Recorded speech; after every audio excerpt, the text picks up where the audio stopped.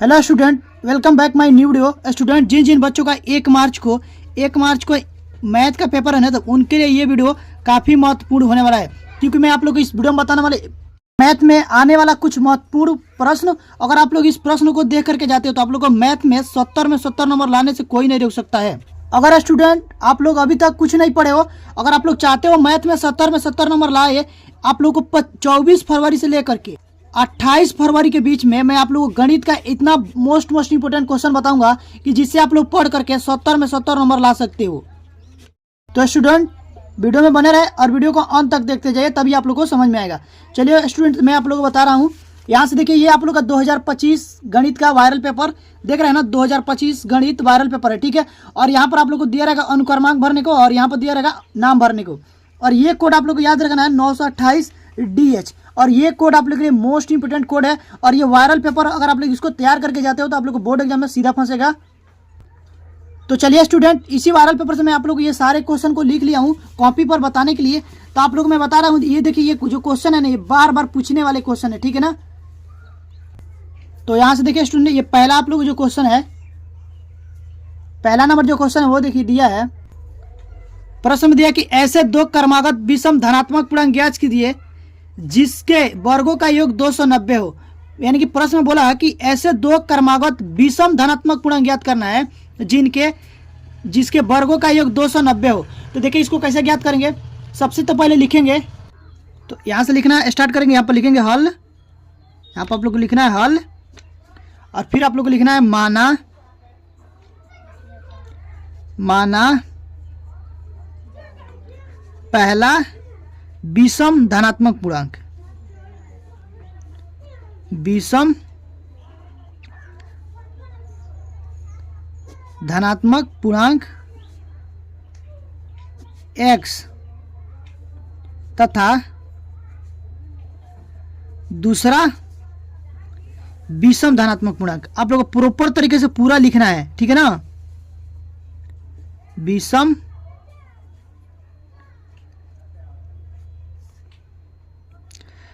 धनात्मक पूर्णांक,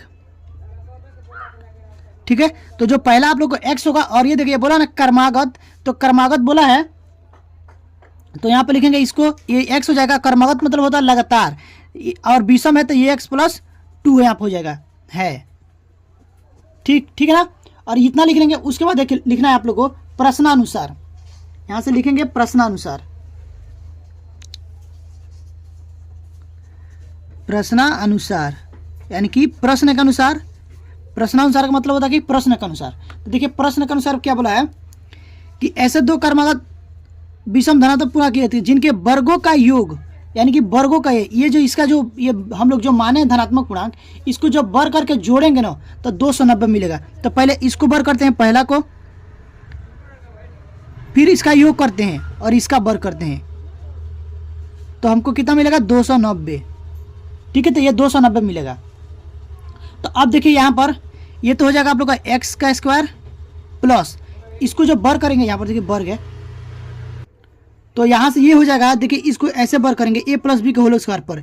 ये होता है a + b का होल स्क्वायर का फॉर्मूला, a का स्क्वायर प्लस b का स्क्वायर प्लस 2ab, ठीक है। या फिर आप लोग ऐसे भी लिख सकते हैं a का square plus 2ab plus b का स्क्वायर। तो ये दोनों आप लोग को सही होता है, ठीक है। तो इतना हो जाएगा। तो यहाँ पर लिखेंगे x का स्क्वायर, x a की जगह पर x है और b की जगह पर क्या है 2 है, तो यहाँ से x का स्क्वायर, यहाँ पर हो जाएगा 2 का स्क्वायर 4 प्लस 2, और यहाँ पे x गुणा 2 = 290। तो देखिए यहाँ से ये हो जाएगा x square s square 2x square, और प्लस यहाँ से लिखेंगे 4 प्लस 2 दूना 4 और x, ये जाएगा 4x बराबर 290। अब देखिए पहले यहाँ पर ये 2x स्क्वायर को लिख लेंगे, और प्लस में यहाँ से 4x को पहले लिखेंगे, 4x + 4, और ये देखिए 290 है ना, तो इसको इस साइड लाएंगे, बराबर की साइड लाएंगे, तो ये इधर प्लस में, तो इधर आके क्या हो जाएगा माइनस में हो जाएगा। तो ये हो जाएगा 290 बराबर 0। इतना हो गया। अब देखिए अब क्या करेंगे, इसको घटाएंगे, तो यहाँ से हो जाएगा, ये पहले लिखेंगे 2x स्क्वायर प्लस में 4x plus 4 minus 290 equal to 0। अब देखिए इसको घटाएंगे पहले, तो इसमें से 290 में से जब 4 को घटाएंगे ना तो ये हो जाएगा 286। तो पहले यहाँ से लिख लिया 2x² प्लस 4x माइनस में हो जाएगा 286 इक्वल टू 0। अब देखिए क्या करेंगे, दोनों साइड 2 से भाग करेंगे। यहाँ पर लिखेंगे दोनों तरफ, दोनों पक्षों में 2 से भाग देने पर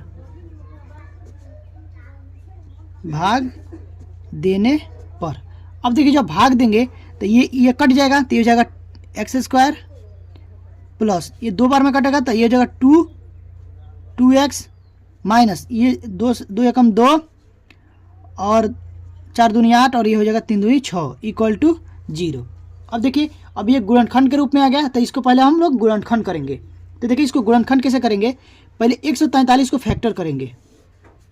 143 को हम लोग फैक्टर करते हैं तो देखिए कितना हो जाएगा, तो ये आप लोग हो जाएगा 11 बार में, तो 11 एकम 11 3 बचा 33 हो गया, 11 3 33, तो ये 13 हो गया, फिर 13 एकम 13, तो ये आप लोग आ गया 11 गुणा 13। अब देखिए अब हम लोग को जब गुणनखंड करते हैं ना तो ये देखना होता है कि यहाँ पर जो मध्य बिंदु ये यहाँ पर जो बीच में है उसको तोड़ना होता है।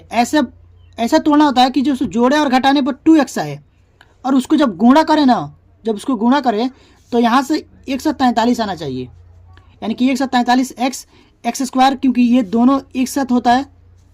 ठीक है, तो देखो इसको तोड़ेंगे कैसे, तो यहाँ से लिखेंगे x², देखो प्लस में लाना है तो प्लस में पहले लिखेंगे 13x और माइनस में कर देंगे 11x।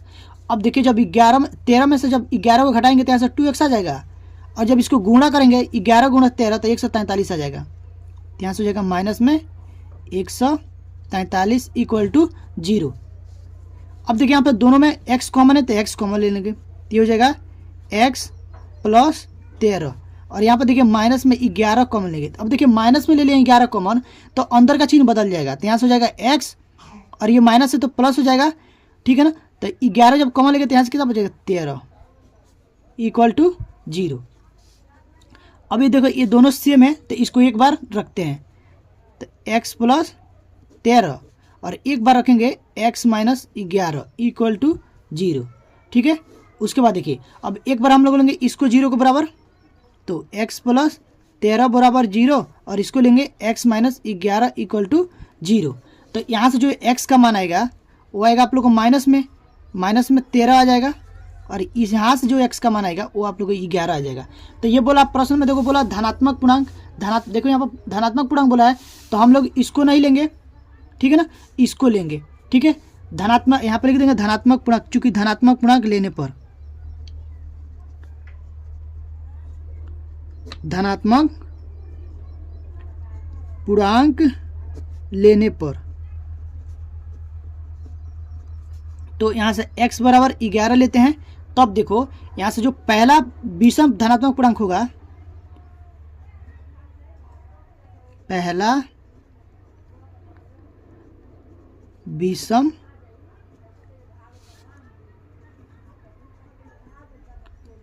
धनात्मक पूर्णांक वो आप लोग हो जाता है x माने थे पहला को x, तो 11 हो जाएगा। यहाँ से हो जाएगा आप लोग x बराबर 11 तथा दूसरा विषम धनात्मक पूर्णांक, विषम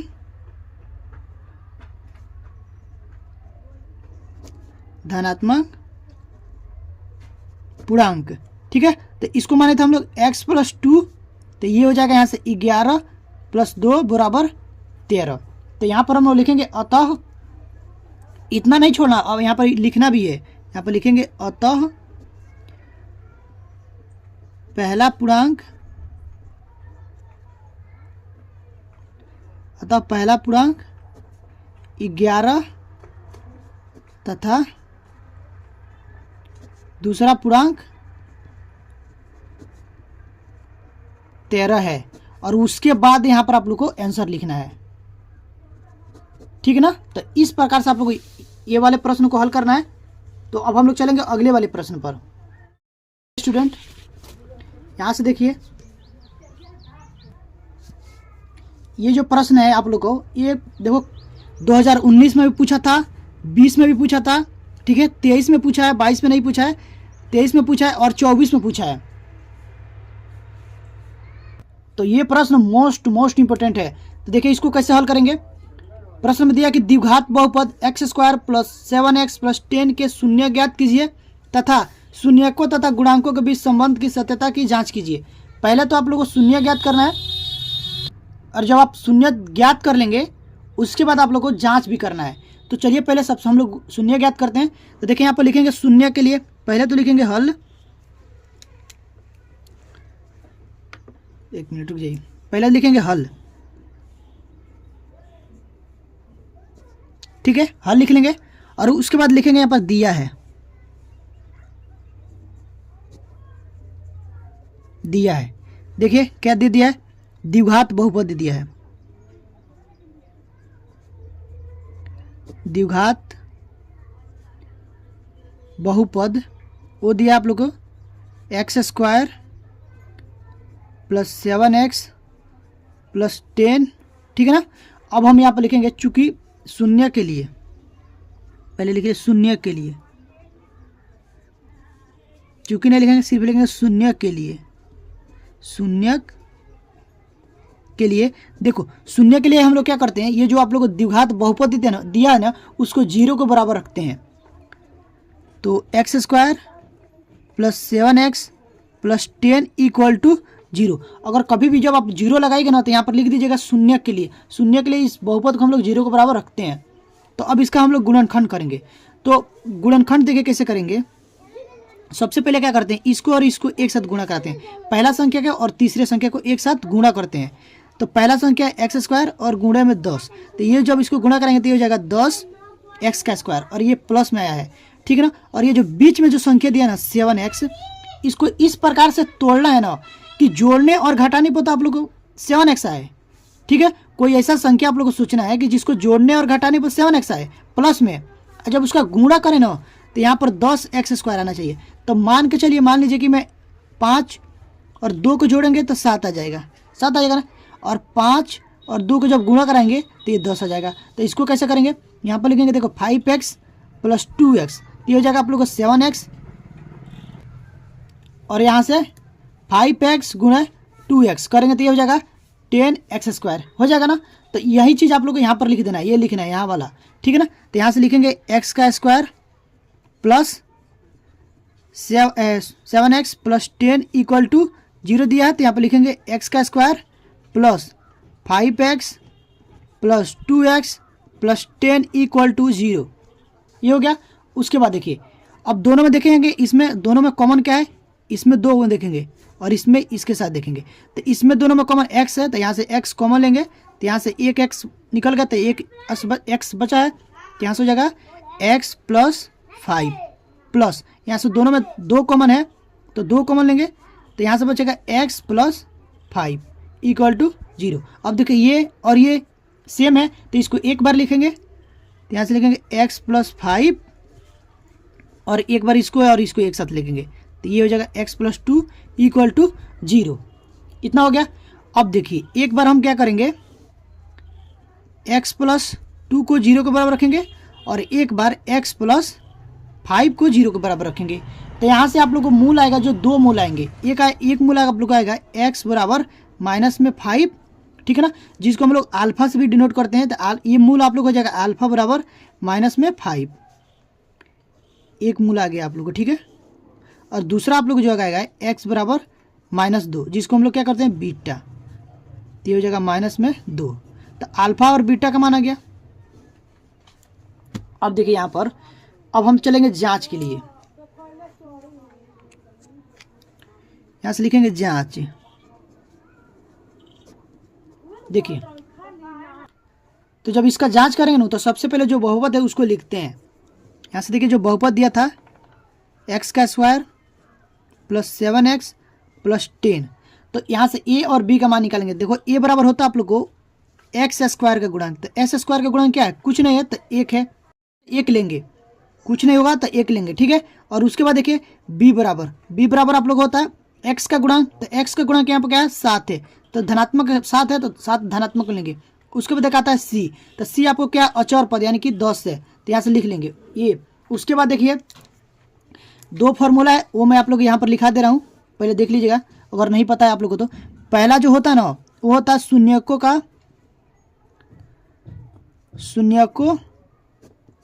का योग, ठीक है ना, यानी कि अल्फा प्लस बीटा बराबर होता है माइनस में बी बाई ए, ठीक है। जिसको मान लीजिए कि ये होगा आप लोग का एक्स का गुणांक, ये होता है आप लोग का एक्स का गुणांक, ठीक है ना, और ये होता है आप लोग को एक्स स्क्वायर का गुणांक, ठीक है। तो ये समझ जाइए कि ये आप लोग को एक्स का गुणांक यानी कि बी, और ये समझ गए ना। तो ये होता है, उसके बाद आप लोग को दूसरा जो आता है शून्यकों का गुणनफल, शून्यकों का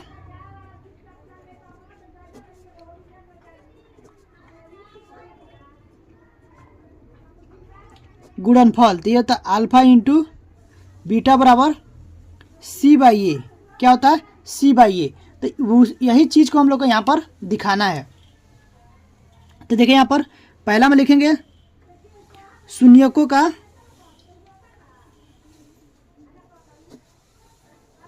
योग, तो ये क्या होता है आप लोग को माइनस में बी बाई ए, तो शून्यकों का योग क्या है अल्फा प्लस बीटा बराबर माइनस बी बाई ए। अब इसमें मान रखेंगे तो यहाँ से देखिए अल्फा का मान है माइनस में 5, ये प्लस तो प्लस लिखेंगे, और बीटा का मान है -2, तो यहाँ पर -2 लिखेंगे बराबर। यहाँ पर देखिए बी का मान कितना है 7, और यहाँ से माइनस में है तो माइनस में 7 हो जाएगा, और ये का मान क्या है 1, ठीक है। अब देखिए ये हो जाएगा -5 प्लस -2 इक्वल टू 7 कम 7 हो जाएगा आप लोगों को यहाँ पर 7, और इसको जब जोड़ेंगे तो ये भी हो जाएगा -7 इक्वल टू -7, तो ये बराबर आ गया। तो ये पहला आप लोगों को जांच हो गया। दूसरा देखेंगे, अगर ये बराबर आता है तो आप लोग ने इस जो गुणनखंड है आप लोग शून्य जो ज्ञात करेंगे वो सही ज्ञात किए हैं। अगर ये बराबर नहीं आता है तो समझ लिए आप लोग कहीं पर ना कहीं पर गलती किए हैं। देखिए दूसरा चलेंगे, इसका दूसरा देखते हैं। देखिए दूसरा है शून्यकों का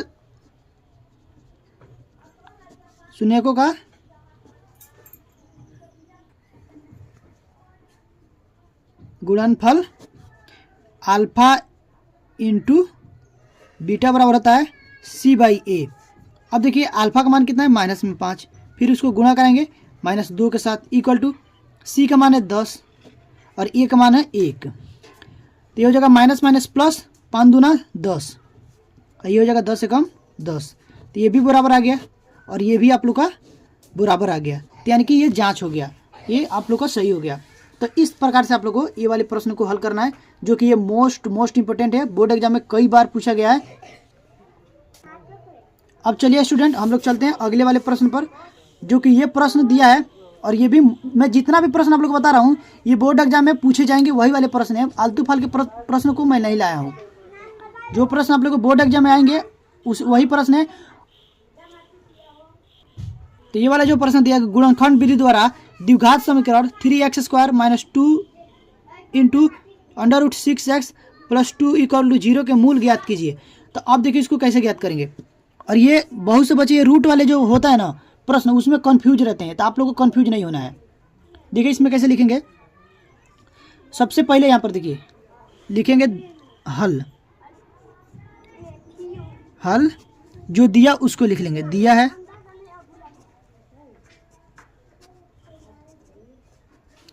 दे दिया द्विघात समीकरण, द्विघात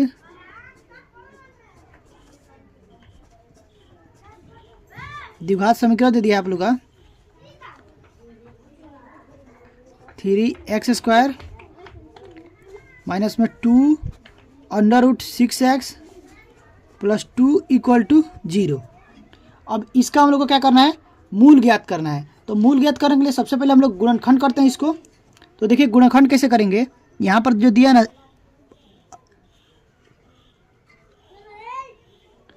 स्टूडेंट ध्यान से समझिएगा, दिया जो 3x² माइनस में 2 into √6x plus 2 equal to 0। अब देखो जब हम लोग गुणनखंड ज्ञात करते हैं ना, तो सबसे पहले क्या करते हैं, सबसे पहला जो आप लोग का काम होता है कि इसको और इसको एक साथ गुणा कराते हैं। तो ये आप लोग का 2 और क्या 3x², जब इसको गुणा करेंगे तो ये हो जाएगा 3 दूना 6x², ये हो गया। और जो दूसरे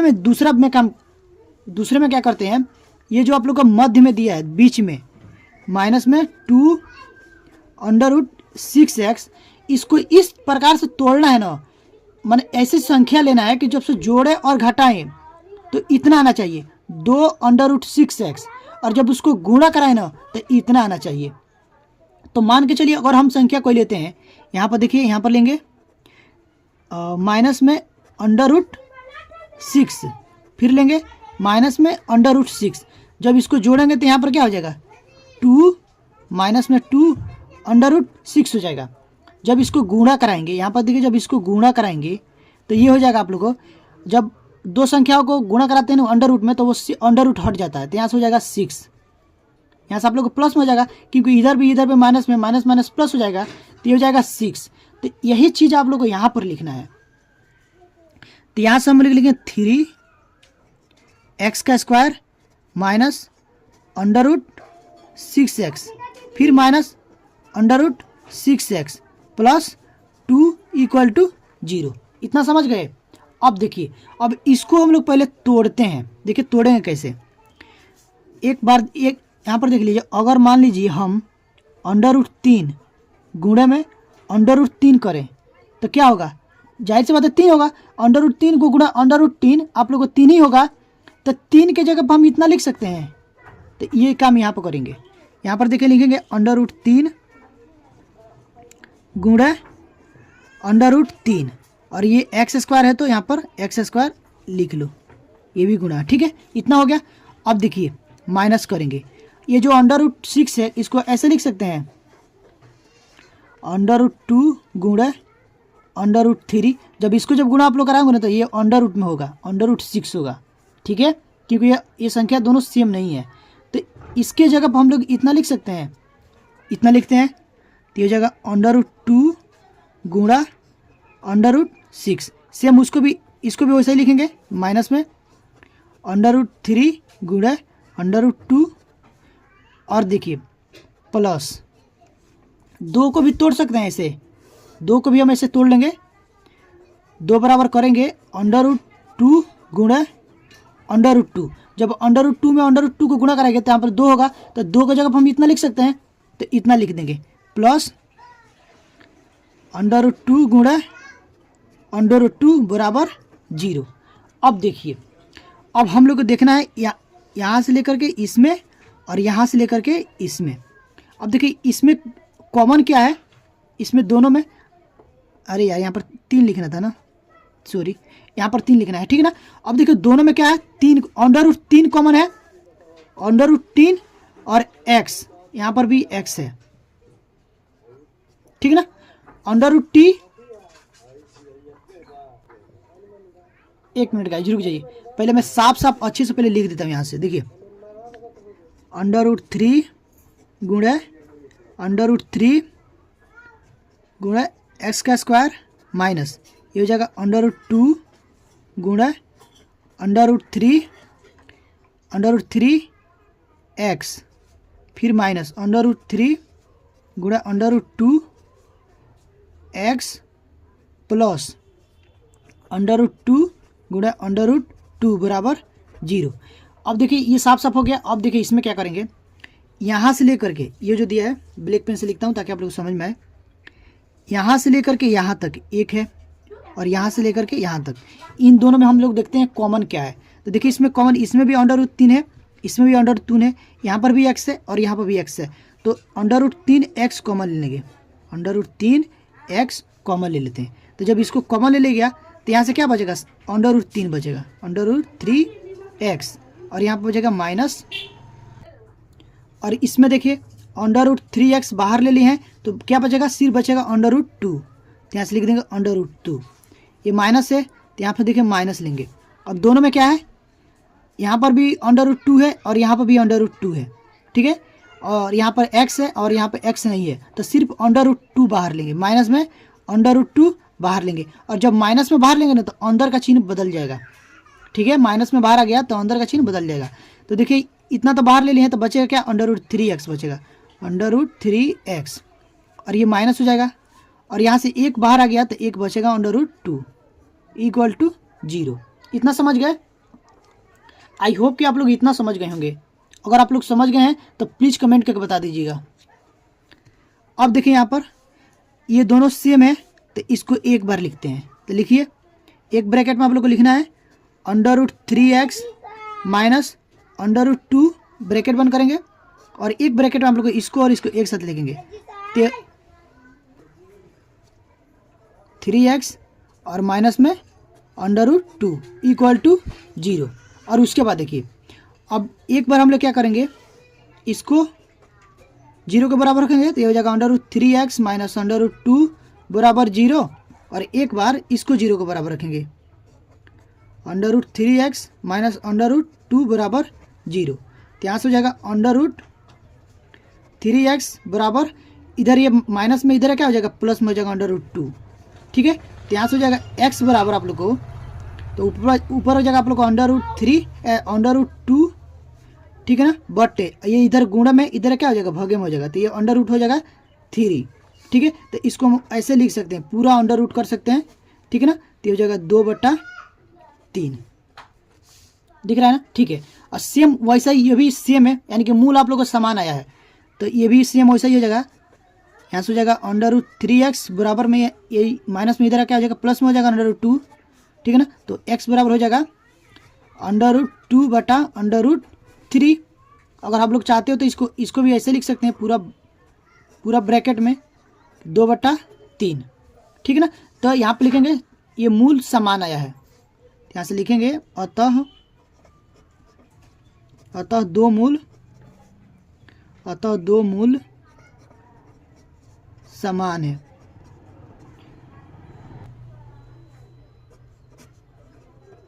ठीक है। और यहाँ पर आप लोगों को आंसर हो जाएगा। तो आई होप कि आप लोगों को समझ में ज़रूर आ गया। तो इसको आप लोग एक बार और रिपीट करके देख लीजिएगा, ताकि आप लोग, क्योंकि ये रूट वाला क्वेश्चन है तो थोड़ा ये टेढ़ा होता है, तो आप लोग इसको अच्छे से पहले 2 से 3 बार देख लीजिए, उसके बाद आप लोग खुद समझ में आ जाएगा, ठीक है ना। देखिए अगर चाहते हो इसका स्क्रीनशॉट करना तो मैं वीडियो रोक देता हूँ, कर लीजिए। चलिए अब हम लोग चलेंगे अगले वाले प्रश्न पर, जो कि ये प्रश्न मोस्ट इंपॉर्टेंट है। देखिए, और ये भी बार बार पूछा गया है। ये पूछा 2020 में पूछा था, ठीक है, 21 में नहीं पूछा, फिर 22 में पूछा है और 24 में पूछा है, ठीक है। देखिए दिया कि यदि द्विघात समीकरण 3x² minus 2kx plus 2m बराबर 0 मूल x बराबर 1 मूल दे दिया, x बराबर 2 तथा x बराबर 3 है, तो k और m का मान ज्ञात कीजिए, यानी कि दोनों मान ज्ञात करना है। तो सबसे पहले देखिए यहाँ पर आप लोग का मूल दे दिया है, यहाँ पर लिखेंगे पहले हल। यहाँ पर हम लोग लिखेंगे हल, 1 मिनट, हल दिए जो दिया उसको लिख लेंगे, दिया है, देखो क्या दिया है, द्विघात समीकरण दे दिया है, द्विघात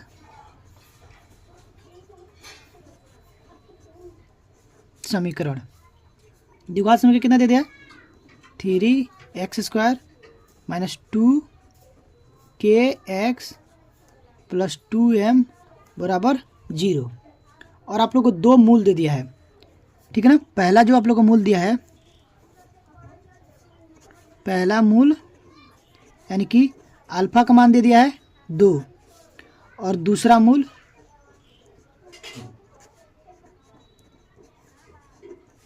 बीटा का जो मान दे दिया है वो दे दिया है 3, और बोला है कि m और k का मान ज्ञात करना है। और हम लोग को ज्ञात करना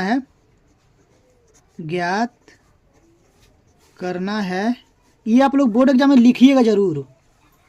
ज्ञात करना आप लोग को के का मान ज्ञात करना है तो क्वेश्चन मार्क लगा देंगे, और एम का मान ज्ञात करना है तो क्वेश्चन मार्क लगा देंगे।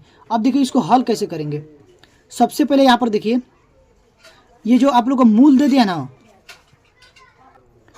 तो यहाँ पर आप लोग को पता होगा एक फॉर्मूला होता है मूलों का योगफल।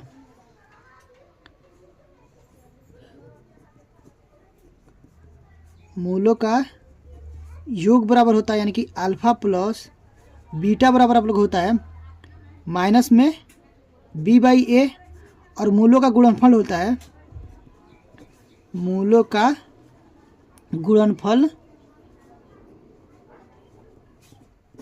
ये होता है अल्फा इंटू बीटा बराबर सी बाई ए। ठीक है ना। तो यहाँ से जो समीकरण दिया था वो दिया है आप लोग का 3x का square minus 2kx plus 2m बराबर 0। तो यहाँ से आप लोग को जो मान आएगा ना, यहाँ से देखिए ए का मान निकालेंगे। ए का मान होता है आप लोग को एक्स स्क्वायर का गुणांक, तो ए का मान है 3। ठीक है ना। बी का मान होता है एक्स का गुणांक, तो एक्स का गुणांक है माइनस में 2k। ठीक है। और सी बराबर आप लोग होता है अचर पद, तो अचर पद है क्या, यहाँ पर है 2m। ठीक है ना। अब वो चीज़ हम यहाँ पर जाकर रखेंगे। अब देखिए यहाँ पर लिखेंगे चूंकि मूलों का योग, मूलों का योग है, योग यानी कि अल्फा प्लस बीटा बराबर होता है माइनस में बी बाई ए, तो वो चीज़ यहाँ पर रखेंगे। तो अल्फा का मान कितना है 2, ध्यान से हो जाएगा 2 प्लस, और बीटा का मान है 3। ठीक है बराबर। अब बी का मान कितना है, देखो यहाँ माइनस में 2k, तो ये पहले से माइनस में है, तो यहाँ से हो जाएगा माइनस में 2k। ठीक है ना। बट ए का मान कितना है 3, तो यहाँ से देखिए ये हो जाएगा 3 2 5 बराबर माइनस माइनस प्लस 2k बट्टा में 3। यहाँ पर कुछ नहीं तो 1 लिखेंगे, तिरछा तिरछी इसको गुणा करा दो, इसको इसके साथ और इसको इसके साथ, तो ये कराएंगे तो ये हो जाएगा 2 एकम 2 2k बराबर हो जाएगा आप लोग को 5 3 15 है। तो जो k का मान आएगा वो आप लोग का आ जाएगा 15/2, क्योंकि 2 इधर गुणा में, इधर क्या हो जाएगा भागे में हो जाएगा। इसको डब्बे में बंद कर लो। यहाँ से देखिए k का मान आ गया, पहला आ गया। अब हम लोग ज्ञात करना है m का मान, तो m का मान ज्ञात करने के लिए यहाँ से लिखेंगे चूंकि मूलों का गुणनफल यानी कि अल्फा इंटू बीटा बराबर होता है सी बाई ए। तो देखिए अल्फा का मान कितना है 2 और बीटा का मान है 3, इसको गुणा करा देंगे। सी का मान यहाँ पर देखेंगे, सी का मान है 2m और ए का मान है 3। यहाँ पर हो जाएगा आप लोगों को 3 दूना 5 6 सॉरी 3 दूना 6, और यहाँ से हो जाएगा आप लोगों का 2m/3। ठीक है। यहाँ पर कुछ नहीं तो 1 लिखेंगे और तीछा तीछी गुणा करा देंगे, तो यहाँ से हो जाएगा 2m बराबर 36 18। ठीक है। तो m बराबर हो जाएगा 18/2, तो m का जो मान आएगा वो आएगा आप लोग को 9 दूना 18, तो यहाँ से m का मान आ गया 9। ठीक है। तो m और आप लोग को k का मान ज्ञात हो गया। तो इस प्रकार से आप लोग को बोर्ड एग्जाम में इस वाले प्रश्न को हल करना है। ठीक है स्टूडेंट, तो अभी के लिए बस इतना ही। अगर आप लोगों को वीडियो अच्छी लगी हो तो प्लीज़ वीडियो को लाइक करिएगा, और आज का पेपर आप लोगों को हिंदी का कैसा गया है कमेंट करके बताइएगा। ठीक है ना। तो अभी के लिए बस इतना ही, मिलते हैं इसी तरह की मैथ की वीडियो के साथ। तब तक के लिए थैंक यू फॉर वॉचिंग।